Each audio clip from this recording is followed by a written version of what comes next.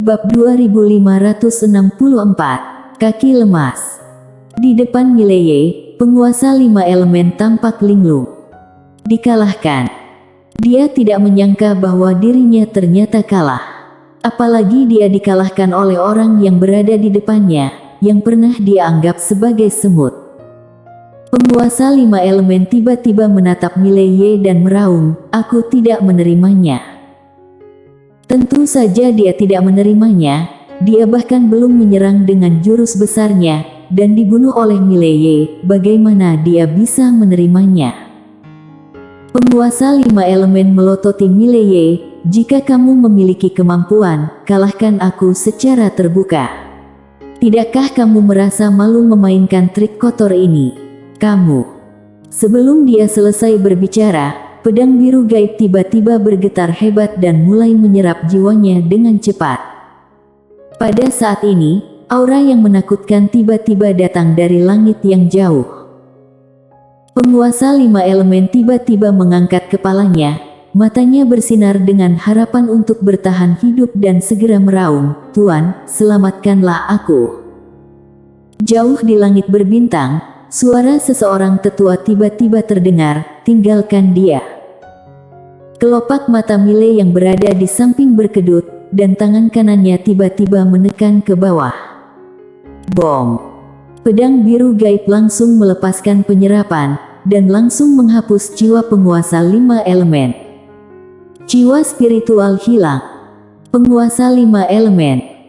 Pada saat ini, tekanan yang menakutkan muncul di atas langit kota Yedu, kemudian seorang tetua muncul di mata semua orang. Penguasa hukum dunia selatan. Bertanggung jawab setidaknya 70% aturan hukum dunia, kekuatannya tak terduga. Penguasa hukum menatap Mileye dengan ekspresi muram. Mileye tersenyum sinis, ternyata adalah penguasa hukum. Penguasa hukum menatap Mileye, "Kamu kenal aku?" Mileye menganggukkan kepala, siapapun di dunia ini yang tidak mengenal penguasa hukum. Sejujurnya, aku telah mengagumi senior selama bertahun-tahun. Penguasa hukum menatap Mile, "Tadi kamu tahu bahwa aku ingin menyelamatkannya, jadi kamu sengaja membunuhnya sebelum aku selesai berbicara. Apakah kamu ingin memberi tangga padaku, atau memberi tangga untuk dirimu sendiri?" Mileye tersenyum simpul, "Penguasa 5 elemen ingin membunuhku, lalu aku membunuhnya balik. Apakah ada masalah?" Penguasa hukum menatap Mileye, "Yang aku katakan sekarang adalah kamu jelas mengetahui bahwa aku ingin menyelamatkannya, tetapi kamu justru sengaja membunuhnya sebelum aku datang, kamu." Mileye tiba-tiba menyela pembicaraan penguasa hukum, "Kamu termasuk apaan?" Semua orang terkejut, bagaimana orang ini bisa memalingkan wajah lebih cepat daripada membalikkan buku.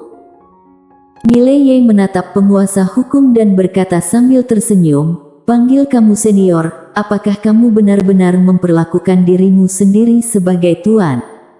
Aku ingin bunuh siapapun bukan urusanmu. Ayahku saja tidak mengaturku, memangnya aku perlu kamu atur?" Setelah mengatakan demikian, dia langsung menghunus pedangnya lurus ke atas, dan menebas ke arah penguasa hukum. "Berikan tangga padamu, kamu tidak mau turun, maka mati saja. Lakukan saja. Manusia hidup, jangan marah dengan burung." Ketika melihat Mileye menyerang secara langsung, para master di dalam kegelapan semuanya tertegun. Bocah ini adalah orang yang sembrono. Berani membunuh siapapun. Ketika melihat Mile bergerak, tatapan penguasa hukum langsung menjadi dingin. Dia tiba-tiba melambaikan tangan kanannya dan sebuah aturan hukum misterius menyapu dari langit. Bom! Aturan hukum telah muncul. Di dalam kegelapan, wajah semua master berubah drastis. Perlu diketahui bahwa orang yang berada di depan ini adalah penguasa hukum, yang setidaknya bertanggung jawab atas 70% aturan hukum alam semesta Guanxuan, dan aturan hukum ini bukanlah aturan hukum yang biasa. Setiap aturan hukum mewakili sejenis aturan, yang memiliki kekuatan mengerikan untuk menghancurkan langit dan bumi. Mileye juga merasakan kekuatan menakutkan dari aturan hukum, yang membuatnya merasa sedikit berdebar. Saat ini, dia tidak punya jalan mundur, jadi dia hanya bisa menggigit peluru dan maju. Mileye menebas aturan hukum ini dengan satu pedang. Puff! Di bawah tatapan semua orang, aturan hukum langsung robek, lalu hancur. Dan Mileye baik-baik saja. Semua orang merasa bingung. Ekspresi penguasa hukum juga penuh dengan rasa ketidakpercayaan, aturan hukum dirinya sendiri langsung dihancurkan. Sepertinya dia tidak memberikan kelonggaran. Tidak hanya semua orang, Mileye juga merasa sedikit bingung, apa yang terjadi. Apakah dirinya begitu ganas? Seketika itu, dia memikirkan satu hal. Pedang biru gaib. Sialan. Pedang biru gaib dapat menerobos semua hukum dan semua tahu di dunia. Dirinya ternyata melupakan hal ini. Mileye menatap pedang biru gaib yang berada di tangannya dan terdiam. Pedang biru gaib dapat menerobos semua aturan, artinya meskipun tingkatan alam dirinya tidak sebaik penguasa hukum, tetapi menghadapi penguasa hukum ini, pedang dirinya memiliki efek menahan lawan. Menara kecil tiba-tiba berkata, "Majikan muda, apakah kamu tidak mau menggunakan pedang biru gaib?" Mileye terdiam sesaat, lalu berkata, "Iya."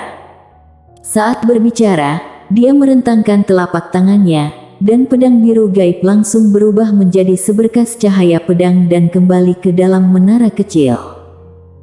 Mileye menatap penguasa hukum, dia merentangkan telapak tangannya dan sebuah pedang yang biasa muncul di tangannya. Penguasa hukum menatap Mileye dengan ekspresi muram, "Apakah kamu meremehkan aku?" Berdasarkan penglihatannya, dia secara alami dapat melihat pedang biru gaib yang luar biasa, tetapi dia tidak menyangka bahwa Mileye ternyata menyingkirkan pedang itu. Apakah sedang meremehkannya? Mileye yang berada di bawah mengarahkan pedangnya ke arah penguasa hukum, bertarung lagi. Suara itu jatuh, dia tiba-tiba menghilang di tempat. Bang! Suara pedang tiba-tiba melambung ke langit, mengguncang langit dan bumi. Di langit, kilatan energi jahat melintas di mata penguasa hukum. Dia maju selangkah, dan menekan dengan tangan kanannya. Bom!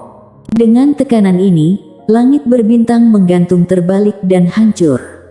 Aturan hukum langit berbintang dapat mengontrol ribuan langit berbintang. Saat langit berbintang hancur terbalik, ekspresi semua master di Yedu berubah secara dramatis dalam sekejap. Serangan ini tidak hanya ditujukan pada Mileye sendirian, tetapi seluruh kota Yedu. Jika serangan ini melesat, seluruh kota Yedu akan musnah. Di dalam mata Mileye yang berada di bawah melintas sebuah kilatan energi jahat, matanya tertutup perlahan, tubuhnya berangsur-angsur menjadi ilusi, ruang waktu terdistorsi. Pada saat yang sama, dia tiba-tiba menghunus pedang dan menebasnya. Tarik pedang menentukan hidup dan mati. Krek! Suara pedang tiba-tiba bergema di seluruh alam semesta langit berbintang. Bom! Mileye menebas dengan pedang ini, bagian langit berbintang yang menggantung terbalik ini langsung menjadi ilusi, tetapi Mileye juga langsung terlempar ke belakang ratusan ribu kaki jauhnya. Begitu berhenti, dia langsung jatuh ke jurang ruang waktu yang tidak diketahui dan misterius. Di dalam jurang ruang waktu, sebuah kekuatan misterius yang menakutkan terus menggerogoti dirinya. Mileye mengabaikan kekuatan itu, dia menatap penguasa hukum di kejauhan, sudut mulut penguasa hukum menunjukkan sedikit keganasan, itu saja. Beraninya kamu meremehkan aku, kamu. Sebelum dia selesai berbicara, seberkas cahaya pedang tiba-tiba memotong lurus ke bawah dari atas kepalanya. Tebasan masa depan. Bom! Penguasa hukum terpotong puluhan ribu kaki jauhnya oleh pedang yang mendadak ini. Mileye yang telah menyatu dengan ruang waktu ini dapat melakukannya secara diam-diam saat mementaskan tebasan masa depan dan mencacah masa lalu. Bahkan master setingkat penguasa hukum juga tidak bisa merasakan perubahan ruang waktu. Begitu penguasa hukum berhenti, dia menebas dengan satu pedangnya lagi. Tebasan masa depan lagi. Penguasa hukum menyipitkan matanya, tiba-tiba membuka telapak tangannya dan sebuah aturan hukum melayang dari telapak tangannya. Bom! Pedang Mileye langsung ditahan oleh aturan hukum ini. Namun, serangan pedang lain lagi. Satu pedang demi satu pedang. Satu pedang lebih cepat dari satu pedang. Satu pedang lebih aneh dari satu pedang. Di lokasi, penguasa hukum terus mundur dalam menghadapi pedang aneh Mileye. Dia hanya bisa bertahan secara pasif, karena dia tidak tahu kapan pedang-pedang itu akan terbang keluar. Ketika pedang itu terbang keluar, dia barulah dapat bereaksi. Pada saat ini, dia telah kehilangan kesempatan untuk mengambil inisiatif untuk menyerang. Pedang dari Mileye yang terbang semakin banyak, semuanya adalah tebasan masa depan. Ini bukanlah hal yang paling menakutkan.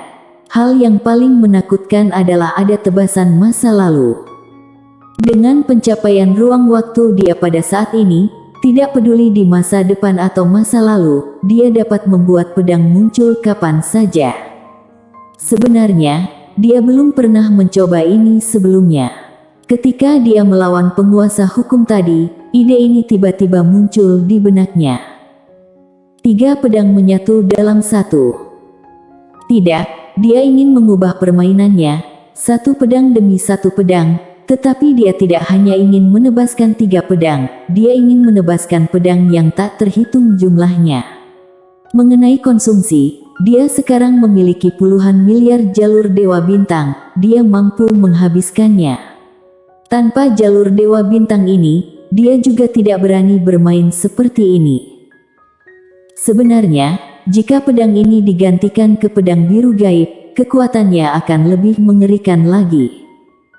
Namun, dia tidak menggunakan pedang biru gaib. Penguasa hukum yang berada di lokasi masih tertekan, dia telah mundur ratusan ribu kaki. Mileye juga tidak berani berhenti.